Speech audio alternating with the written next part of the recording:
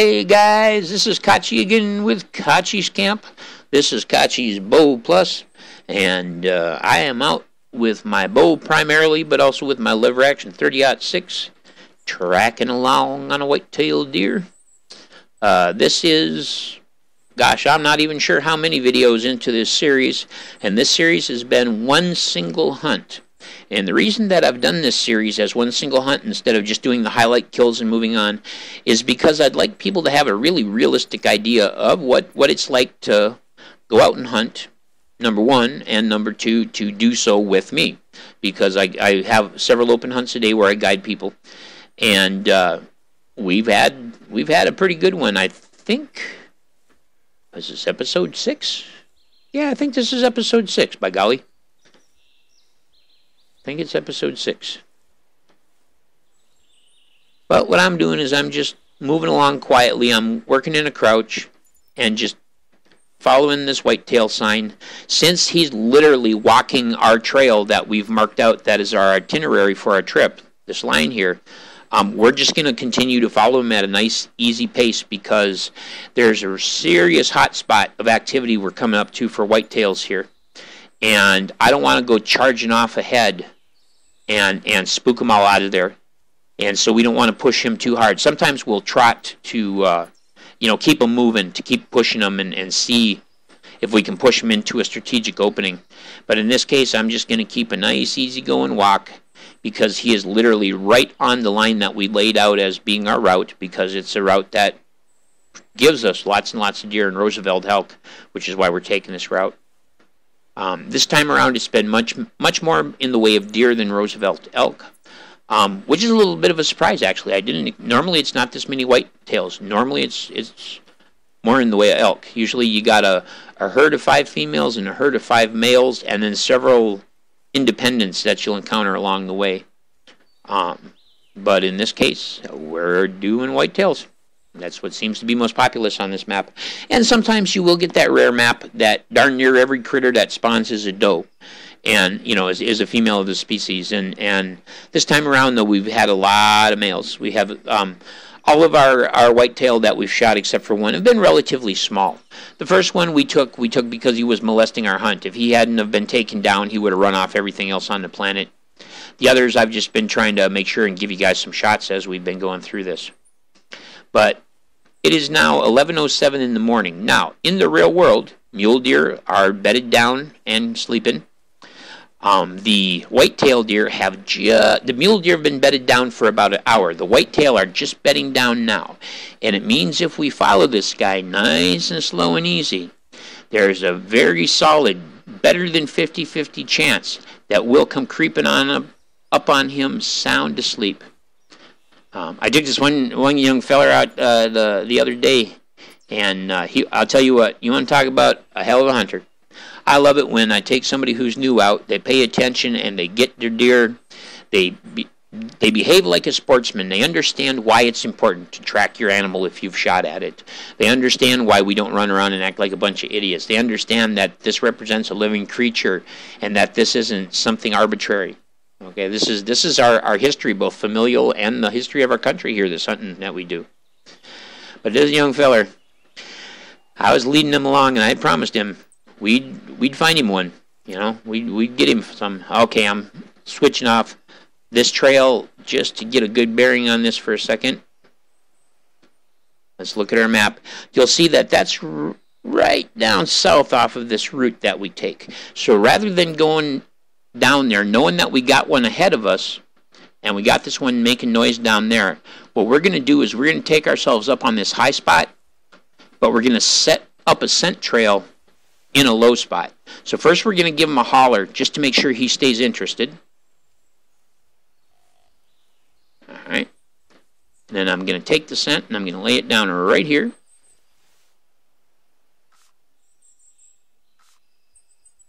Whitetails like low areas, so when they come in to investigate, they will try to stick to the low areas when they come in to investigate. So we're going to take advantage of that behavior by backing off a little bit, getting a little above him. And the reason I whistled is because any doe that was coming in at us from behind has just turned around and gone the other way. That buck is still far enough out that he doesn't give a rat's ass about that whistle. He smells girl, and he will come.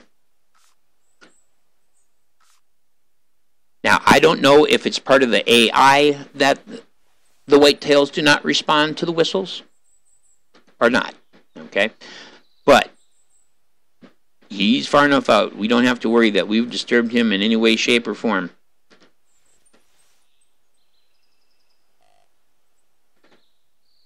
He's almost 120 yards out. I would say probably, yeah, actually about 140 yards out. And a whistle disturbs things up to 100 yards. But like I say, any does that were close to us, we wanted them to back off of us so they don't panic him. Now, he should come over the hill to the left of those trees on the low side. He'll want to cover the trees, but he'll stick to the low spot. If he was a real whitetail, that's where he'd come through. Now, with the game, we get some variation of that, so he may actually come through in this first little bit of trees there. There he is. He's talking back. He's picked up the scent now. All right. Yep, see, these left-hand trees over here. He's going to work his way around in a circle, counterclockwise, to try to stay in the low area. Let's talk back to him so we don't lose him. And he's far enough out that I think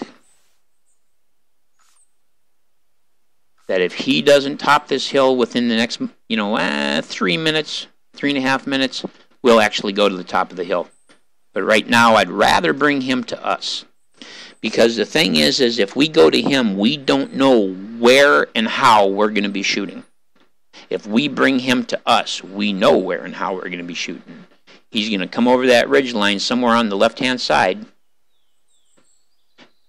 And as he descends, his head is going to be down, which means that when we put an arrow through him, it's going to go from his high to his low and from his front to his rear, which means we're really going to catch a butt ton of lungs when we make that shot. That's why it's good. Let's give him another little something to hear. I'm not calling too often.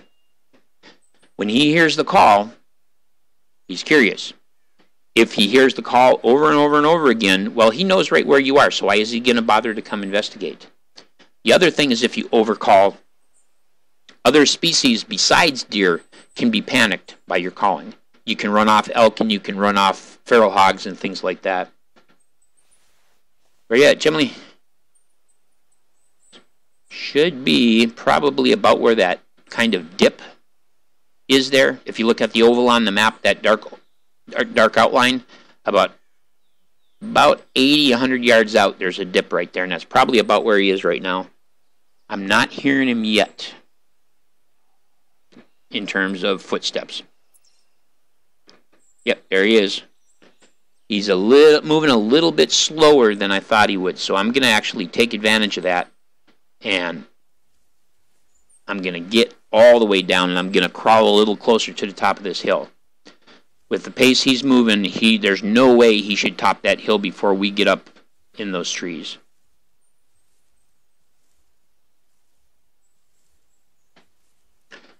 But I have not heard any doe activity behind us, so our whistle definitely pushed them out before he got close enough to be scared by a whistle. So we shouldn't have to worry about any of this nonsense we've put up with a couple of times here as we've been doing this with does running our bucks off. He's right up over there. See, coming in on the low side like I was talking about. I'm going to put down some fresh urine here. My change of location with a real deer would tell that deer that I'm a living deer moving around, I don't think we'll need big glasses for this. Thought we might be able to catch just a little bit of horns moving above the grass line, but it doesn't look like it. Because he's still out there a ways. In fact, I think I'm going to kitty corner up to that next tree.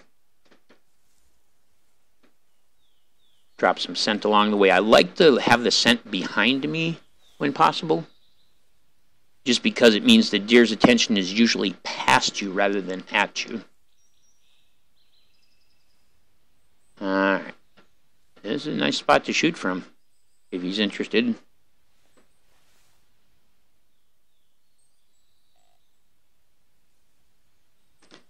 But on these Bow Plus expeditions, we're primarily stock hunting rather than sitting stands. And of course, stock hunting goes a lot slower than you know, taking and sitting a short period at stands, moving from stand to stand. Just make sure we got no does coming up on us.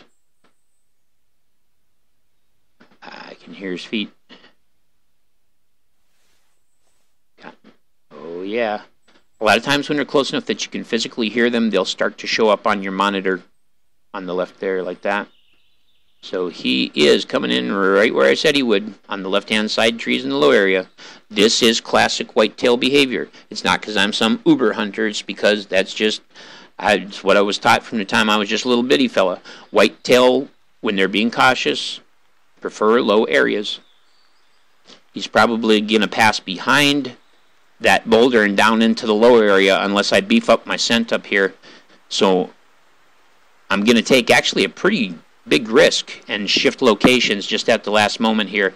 Normally I wouldn't move with him this close, but with the rain I can get away with it. And that's the other thing, is the rain will cover our noise and our scent a little.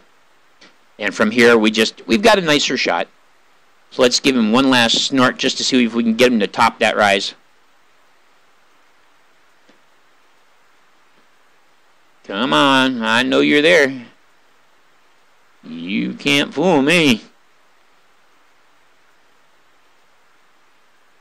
Yeah, and I've used up all my whitetail scent. So now it's down to sweet talk.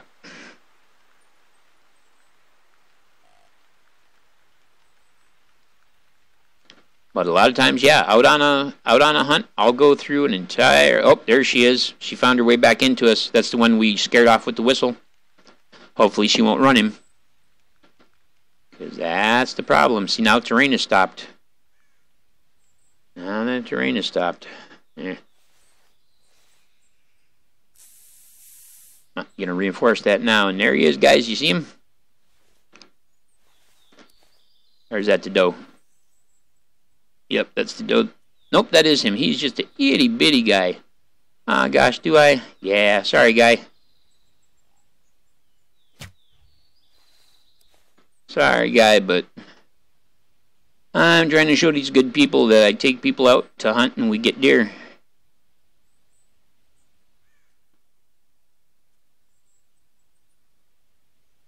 You better step on out of here, girlfriend. Yeah, I'm proving you a point here about deer running away when you whistle. Okay, now that she's on that smell, I just killed a deer within yards of her. Does she look like she's panicking and running away because I whistled? No, she stops when I whistle. See? This is why I said when we got close to that buck, we wanted him to hold up for a second. I kicked that whistle. Young lady, I do not want to remove you. You're going to panic the rest of the deer. Well, hello. Thank you. Go away. Stop molesting my hunt. Pilgrim. Alright, let's come up here. He's just got them little ones. He just got them little ones. But that's alright. We don't eat them horns. That's what the old man used to say. Oh, he's just a fork buck. Well, that's okay. We don't eat them horns. He's a little 31. Him. We're just going to say hello. And there you go. You got your picture. Like I say, some of you get upset with me because I don't generally take the picture of the animal. But see that bright, foam and blood, heart and lungs. All right, well, get back on course. We're pushing 14 minutes. I doubt we'll get another one before we're out of time, but I'm going to keep you with me for my usual 20 minutes. We are now a little bit past halfway on our route, going from one place to the other. I started playing at 7 a.m. game time. Waited till about 7:30 game time to make sure nobody else was going to be joining me. And I've been stock hunting ever since. And you can see it's about 11:31. As I said earlier, the mule deer right now are all hunkered down. They've been hunkered down almost an hour. The whitetail are starting to hunker down now, and they'll sell more and more between now and 2 o'clock. So now we're going to continue on and work past this water up here. following our route. But if you've caught the various episodes as they've been going, you'll probably have recognized that the route that I've got marked out and that I'm traveling is where all the animals are. What was that? I think we might have gotten a second of server lag there. It was just like something shoved me. For a second, I thought I startled something and it was shoving me. All right. Pardon me. Take a sip of my tasty beverage. All right, we're going to pause right here where we got this nice stone outcropping. See if we see anybody down the hill here. Probably not. This time of day now, they're mostly bedded down. So what we want to do is creep along until we get a vocalization from a doe. This time of day, the bucks don't call anywhere near as much. Male deer almost completely stop calling this time of day. Whitetail bucks, they reduce the amount of calling this time of day. The does, they call all day. Nobody cares about that. They just bleed away. But like I say, a doe is much more likely. How's it going?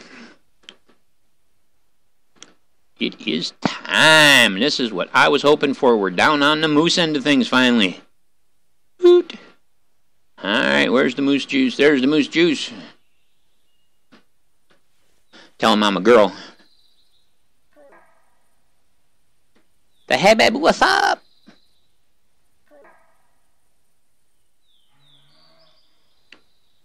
He says, what's up? I'll tell you what's up. Let's go down to Chick-fil-A. Yeah, that's right. All right, well, let's drop a little scent. We've got his attention, and we're going to do the exact same thing with him as we did with the deer. Drop a little scent. Now we're going to convince him that there's another male in the area interested in that female.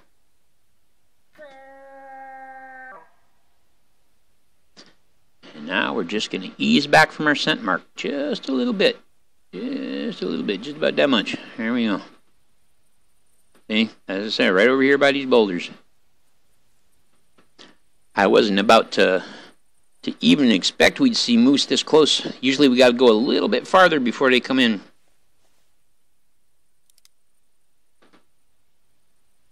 There he is. Yeah, nothing to write home about, but he's all right. He'll run right around 1,000 pounds. Cool. Let's take him. But you can see that the techniques that I'm using, that I've used for elk and deer all along the way, are absolutely as 100% valid for moose as well. So that right in there is about 25 yards. So it means we can take him with the bow. We won't have to shoot him. As long as he's brave enough to come over that little ridge right there, we can put an arrow in him. Now, he probably won't go down like those whitetails. If you guys have been watching, you've seen that the whitetails that we've taken have, it's like wham, hit them with that arrow, they go down. Well, that's because we're hitting them in the right spot. We're doing those heart and lung shots. But we also have to remember that this is a moose. He's a much bigger creature. Just double check that I'm not stinking up the place. Oh, yeah, we got all kinds of that left. All right, cool. Just a little noise, just to remind him we're here. I'm going to give him a little hot shot, like I say, one more time. Just a little something. You tell him. He's just over the ridge now, see? Yeah, bud. Come on down. I'm stealing your girlfriend.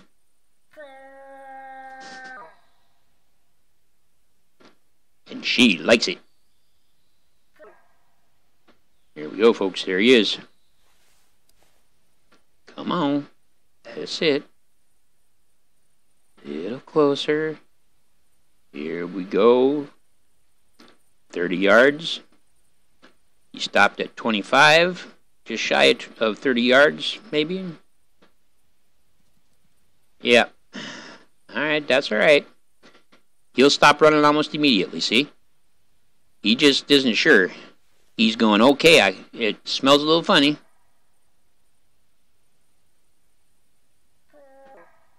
might have had a female coming up behind me. No? Okay. That's alright.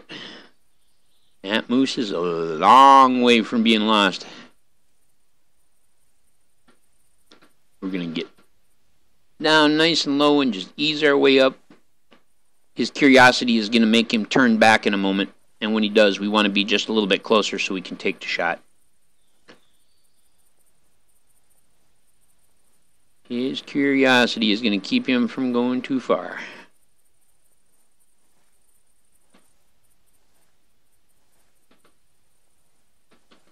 What I'm going to do is I'm just going to ease myself along. Should be able to get right up over by this rock. And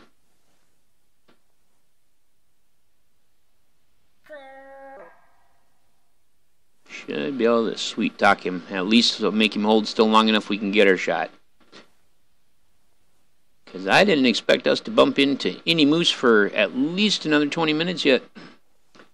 And by golly, I think we're at 20 minutes. So I tell you what, guys, hate to do it to you, but I'm going to end this episode here. And we'll be back in the storm hunting moose on the next one. This has been Kache with Kache's Camp. This is Kache's Bow Plus. Come join me on multiplayer server. Remember, if you're going to be a bar, be a grizzly.